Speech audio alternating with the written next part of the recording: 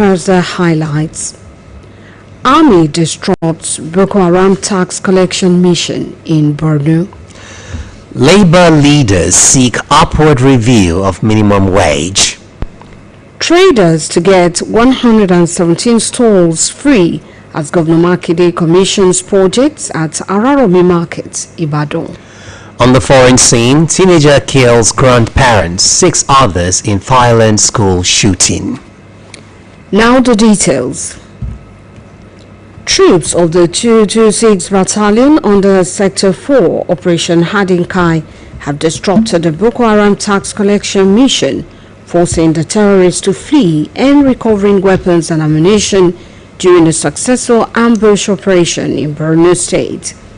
Security expert Zagazola Makama made this disclosure in a statement posted on X. It was reported that the operation followed credible intelligence indicating that the pockets of Boko Haram terrorists were moving within the battalion's area of responsibility to collect illegal levies from herders. He revealed that while acting on intelligence, troops of the 226 Battalion, in collaboration with local hunters, laid an ambush along the Gaba-Zangola high ground in Guyaku district at about 11:15 p.m. yesterday.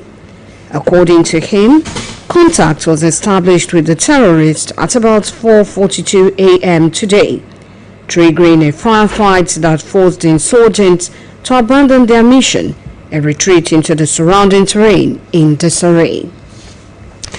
In a related development, victims abducted during the deadly attack on Woro community in Kayama local government area of Kwara State have arrived in Ilorin following their rescue after spending several months in captivity.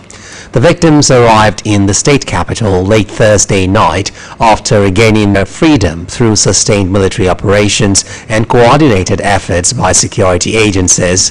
They were reportedly transported from Niger State to Ilorin, where they were received at the Nigerian Army's 2 Division Sobi Barracks, and some of the victims were taken to the hospital for medical treatment. The victims were among residents abducted after armed attackers invaded Woro earlier this year, killing scores of people and taking several others into the surrounding forests. Meanwhile, 13 residents of the 176 persons abducted during the February 3, 2026 attack by armed bandits on Woro and Nuku communities in Kayama local government area of Kwara State remain missing, despite the release of most of the captives after about 6 months in captivity. The national chairman of Kayama Department Association, KDA, Yakubu Saliu, disclosed this, saying only 163 of the 176 women and children abducted during the attack regained their freedom, leaving 13 others still unaccounted for. Woro community came under attack on the 3rd February when armed kidnappers reportedly killed over 100 people and abducted 176 residents, mostly women and children. Saliu disclosed that some of the women gave birth while in captivity, describing the development as a painful reminder of the traumatic ordeal the victims endured over the past 6 months. The KDA chairman renewed his call on the federal government to expedite the establishment of a Nigerian Army battalion in Kayama, saying the shortage of security personnel has left communities in the area vulnerable to recurring attacks. 88 years after trade unions regained legal recognition in Nigeria, labor leaders have expressed concern over the worsening economic conditions confronting workers. Labor leaders said rising inflation and cost of living have eroded the value of workers' earnings. They stated this today at the Nigeria Rights of the Workers Summit 2026 held in Birnin Kebbi, Kebbi State, to commemorate 88 years of workers' organization and trade unionism in the country. Speaking on behalf of the President of the Nigeria Labour Congress, Joe Ajaero, the Deputy President of the NLC, Adewale Adeyanju, identified the national minimum wage as one of the major challenges facing Nigerian workers. He said the current 70,000 naira minimum wage had been overtaken by economic realities, making it increasingly difficult for workers to meet their basic needs, urging the authorities to consider an upward review that would reflect prevailing economic conditions. In the same vein, the Nigerian Association of Medical and Dental Academics, NAMDA, has issued the federal government a 3-week extension to conclude negotiation over its outstanding demands. The association, in a communique issued to newsmen in Uyo today, threatened that the failure by the government to conclude the negotiation within the period ending on the 31st August 2026 will result in the declaration of a strike. According to the communique, which was endorsed by the President, Dr. Nusa Ore, the Acting Secretary General, Professor Nikem Peter, and the 3-week extension was adopted at the end of the association's Emergency National Executive Council (ENEC) meeting. It further mandated all branches across the country to engage their members by organizing congresses and sensitization programs at least twice within the time frame and send evidence or reports of the mobilization activities to the NEC through the Secretariat. NAMDA reaffirmed the need to pursue the full implementation of all approved benefits for medical and dental lecturers, even as it urged members to ensure compliance with all directives and decisions reached at the meeting. In the meantime, stakeholders have described the federal government's approval of an 80% salary increment for personnel of the Nigerian Armed Forces as a significant step towards improving troop welfare and boosting morale in the fight against insecurity. The views were expressed by economist Dr. Oluyole and public affairs analyst Bright Richard while discussing the topic, Tinubu's 80% salary increment for armed forces, on the BCOS Current Affairs Breakfast Program AM 120. BCOS reporter Shokunbi Tobiloba monitored the program. His report is presented by Bimbo Akombi. As part of efforts to strengthen the nation's security architecture, President Bola Ahmed Tinubu recently approved an upward review of the salary structure for personnel of the Nigerian Armed Forces. Under the new remuneration package, military personnel will receive up to an 80% salary increase, with implementation scheduled to commence on the 1st of September 2026. Speaking on AM120, economist Dr. Oluyole described the development as a welcome intervention, saying it was better late than never. He noted that although Nigeria still faces several developmental challenges, the salary review is a timely response to the welfare needs of military personnel. Dr. Oluyole explained that the country's military structure was inherited from the colonial era and commended the federal government for taking decisive steps to reform the system. According to him, many countries operate well-structured and regimented military salary systems that promote efficiency, discipline, and operational effectiveness. The armed forces population is increasing. So will there be necessity for improved administration and for more divisions in order to have an effective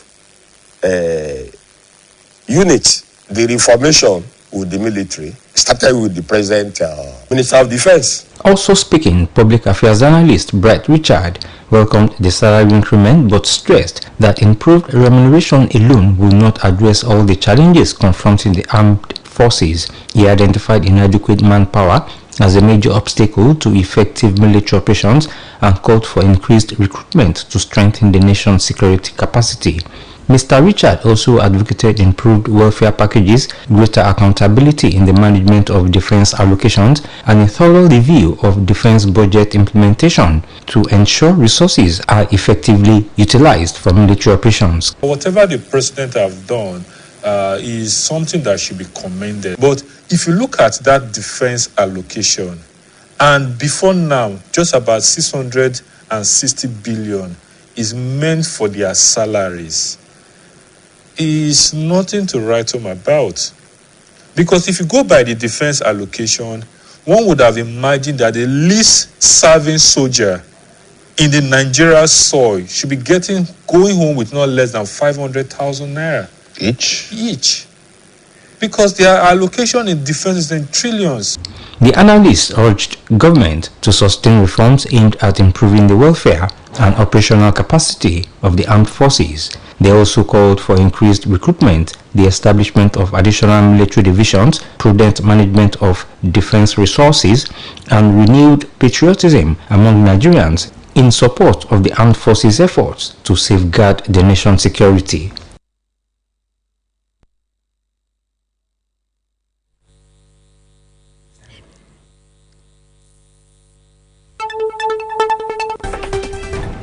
This broadcast of Newscope comes to you from the Broadcasting Corporation of Oyo State, Ibadan.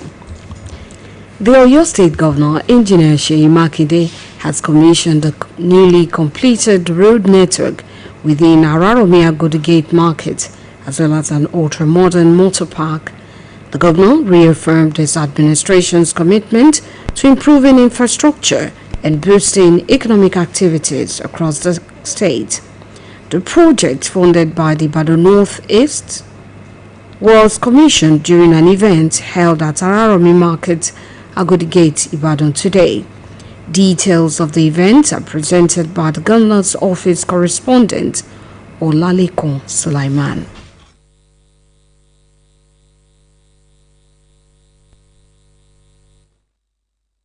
The Oyo State Governor, Engineer Seyi Makinde, led sub-government officials, dignitaries and other stakeholders to commission a number of infrastructure projects executed by the Ibadan North local government. The commissioned facilities at the Gate Araromi Market include newly constructed road networks, an ultra-modern motor park, lock-up shops, open market stores, a modern restaurant, public convenience facility, and an administrative office established to ensure the effective management of the market and park.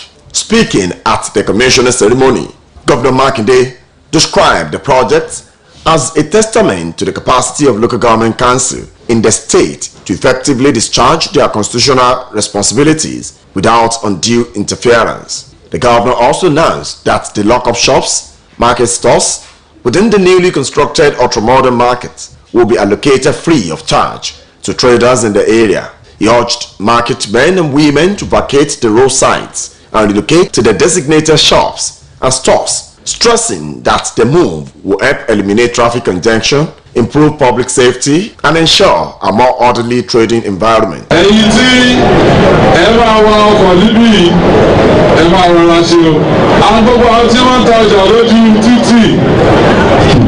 The shops tó wà ní wọ́n ti gba orúkọ yìí sílẹ̀ ká tó bẹ̀rẹ̀ project yìí. It is free of charge ní wọ́n ò gbọ́dọ̀ gba owó kankan lọ́wọ́ yín. Ṣùgbọ́n ẹnu kúrò lójú títì kẹ́ wọ inú park níbí ní Ọ̀yọ́ state. Àwọn màmá tó ń ta nǹkan lójú títì tí wọ́n fi rán wa lọ sí school náà nìyẹn. So èyí tẹ́ tajà nínú bí ẹ fi rán wọn lọ sílé ìwé, ẹ fi rán wọn lọ sí yunifásitì, àwọn ọmọ tí náà wọ́n á yanjú o. Earlier in his address, the chairman of Ibadan North-East Local Government, Ibrahim Akintayo, said that the facilities were designed to promote orderly transportation, stimulate commerce, and provide a conducive environment for businesses to thrive in the area. He noted that the newly constructed road networks will ease vehicular movement within Araromi Market and its environs, while the ultra-modern park will provide a coordinated and efficient transport system and improve revenue generation capacity of Ibadan North-East Local Government.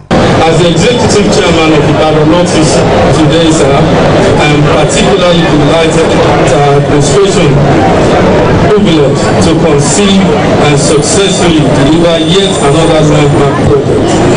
The commissioning is a continuation of our unwavering commitment to providing quality infrastructure that meets the aspirations of our people. In his remarks, the State Commissioner for Local Government and Chieftaincy Matters, Ademola Oju, commended Ibadan Northeast Local Government for the successful completion of the shopping center and other facilities, describing the project as a reflection of the Council's commitment to grassroots development.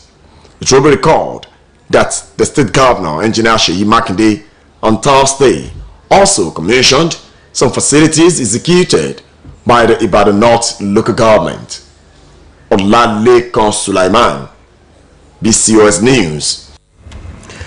The Inter-Party Advisory Council, IPAC, in Osun State has described President Bola Tinubu's directive for the Economic and Financial Crimes Commission, EFCC, to vacate the court order freezing the state government account as a demonstration of respect for democratic principles and the rule of law.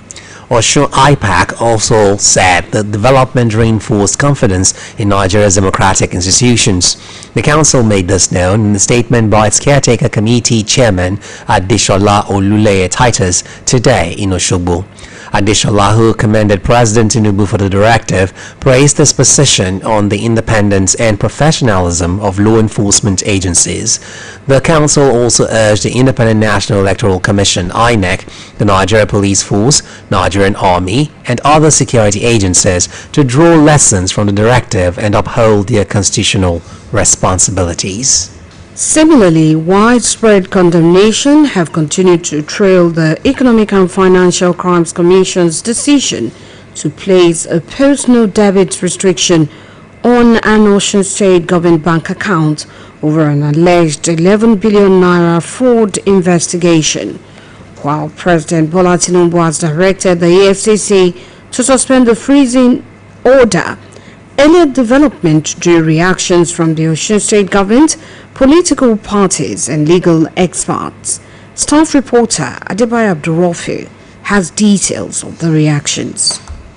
The Economic and Financial Crimes Commission, EFCC, had on Wednesday, 5th August, placed restriction on one of the Osun State government's bank accounts. In a letter signed by the Assistant Commander of the EFCC, Adenike Babalola, for the Director of Investigation, the EFCC instructed the bank to place a post-no debit restriction on the account pending the conclusion of a probe. The EFCC claimed that the step was aimed at preventing the alleged diversion of public funds under investigation and was not connected with the forthcoming governorship election in the state. According to the anti-graft agency, investigations, which commenced in March this year, involved the alleged fraudulent management of ecology funds, intervention funds, and Federation Account Allocation Committee FAC allocations amounting to about 11 billion naira. However, the action generated sharp reactions from the government of Osun State and other stakeholders. The state governor, Senator Ademola Adeleke, described the freezing of the state's accounts as unconstitutional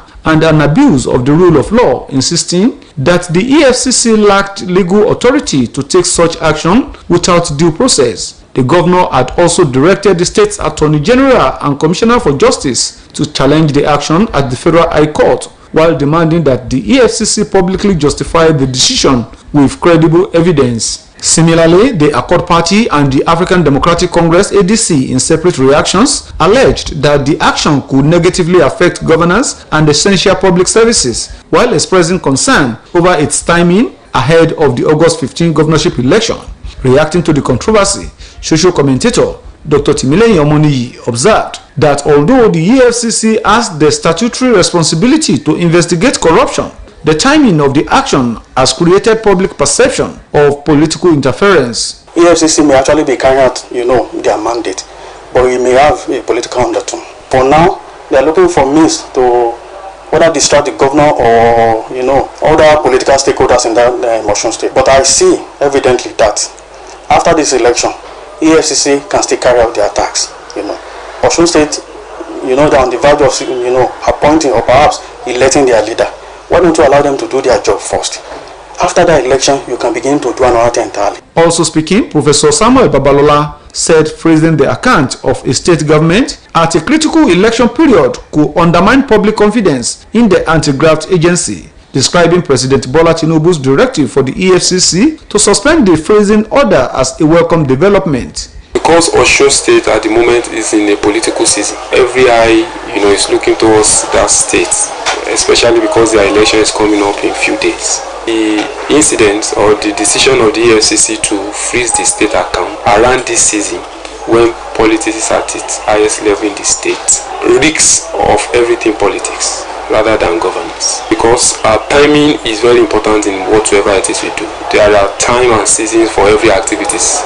Meanwhile, in the latest development, President Bola Tinubu has reportedly frowned at the freezing of the Osun State government account and directed the EFCC to suspend the post-no debit order while the issues surrounding the investigation are being reviewed. The development is expected to ease concerns over the state's financial operations as investigations continue. Adebayo Abdurrafi, BCOS News. A former Vice President Atiku Abubakar has raised concerns over a suspicious credit into one of his private bank accounts, alleging that his confidential banking details may have been compromised. Atiku, who is the presidential candidate of the African Democratic Congress, disclosed this in a statement today, signed by his senior special assistant on public communication, Frank Shaibu. The statement said the transfer was made by an individual unknown to the former vice president with a narration contribution electioneering campaign. Atiku said the alleged access to his banking information raised broader concerns about the protection of Nigerians' financial privacy. The ADC presidential candidate said security agencies and Nigerians had been notified of the development, describing it as part of a series of suspicious activities ahead of the 2027 general elections. Atiku urged Nigerians not to be distracted by what he described as attempts to smear his reputation as political activities intensify ahead of the elections. On the foreign scene, a teenage suspect killed his grandparents before shooting dead at least 6 more people at a school near Bangkok today. National Police in a statement said first he shot dead his grandparents using his grandfather's handgun, then went to a secondary school north of Bangkok and killed 3 teachers and 3 students. Dozens of police and emergency responders gathered outside the Debsiri Nontaburi school in Nontaburi province, while parents raced to pick up their children as tearful students and staff comforted each other outside. Deputy Interior Minister Pulapi Suwunchiwi told newsmen that 15 injured students were not struck by gunfire but hurt as they were trying to flee. While local media reports noted that the shooter was identified as a teenage student of the school and reported dead, some reports said police officers had shot and killed the suspect, and others said he had died by suicide. To end this edition of Newscope, here again are the top stories. Troops of the 226th Battalion under Sector 4 Operation Hardin Kai have disrupted a Boko Haram tax collection mission, forcing the terrorists to flee and recovering weapons and ammunition during a successful ambush operation in Borno State. 88 years after trade unions gained legal recognition in Nigeria, labor leaders have expressed concern over the worsening economic conditions confronting workers, urging the authorities to consider an upward review that would reflect prevailing economic conditions. The Oyo State Governor, Engineer Seyi Makinde, has commissioned a newly completed road network within Aromi Agodi Gate Market, as well as an ultra-modern motor park. And on the foreign scene, a teenage suspect killed his grandparents before shooting dead at least 6 more people at a school near Bangkok today. If you see something suspicious, alert the authorities immediately for timely response. Be vigilant. That's all from Newscope Desk for now. It was packaged by Ajedoyin Olojede and delivered by Jamila Elegbede and Ido Shekoni. Thanks for listening, and do not forget to tune in for the Yoruba version at 8 p.m. Good evening.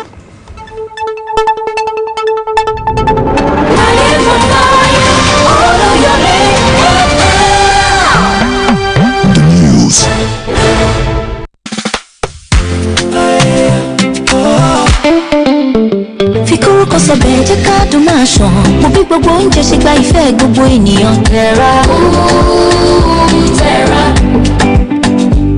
Oorun dídùn oorun kún gbogbo ilé, ó sọ gbogbo oúnjẹ alẹ́ dá láyọ̀ láti jẹ. Terra. Terra kì ṣí ayọ̀ tún ìtọ́wò àdùn sílẹ̀.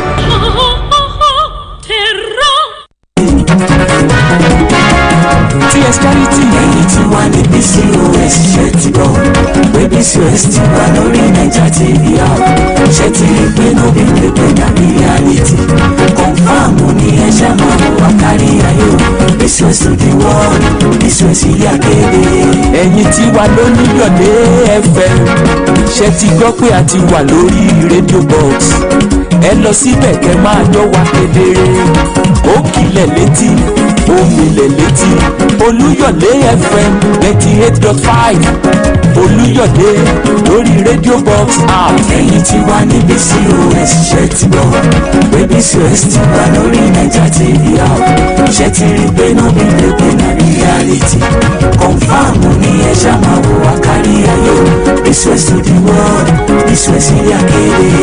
BCOS ti wà lórí Naija TV app lórí àtẹ ìkànnì ayélujára Naija TV ẹ̀ka tó ń pawó wọlé commercial department ti BCOS ilé akéde ló ní ká sọ fún gbogbo wa pé láti túbọ̀ máa jẹ̀gbádùn àwọn ètò ọlọ́kanjọ̀kan wa lórí ẹ̀rọ ìbánisọ̀rọ̀ rẹ ìwọ sá ti lọ sórí Google Play Store tàbí lórí Apple Store kó o download Naija TV app NAIJA kó o wá fi space kan sílẹ̀ kó o tẹ TV ló bá tán. bákan náà lórí ìkànnì Olúyọ̀lé 98.5 FM ẹ lè máa gbọ́ wa ketekete lórí radio box app kò le rárá láti lò lórí Play Store rẹ tàbí lórí Apple Store ìwọ sá ti tẹ radio box kó o sì download radio box app sórí fóònù rẹ ló bá tán kó o bẹ̀rẹ̀ sí ní jẹ̀gbádùn àwọn ètò wa ọlọ́kan òjọ̀kan lórí Olúyọ̀lé 98.5 FM kó o sì bẹ̀rẹ̀ sí ní jẹ̀gbádùn ayé díjítà nípa wíwo BCOS ilé akéde lórí Naija TV níbikíbi tó o bá wà lórí ẹ̀rọ ayélujára kárí ayé.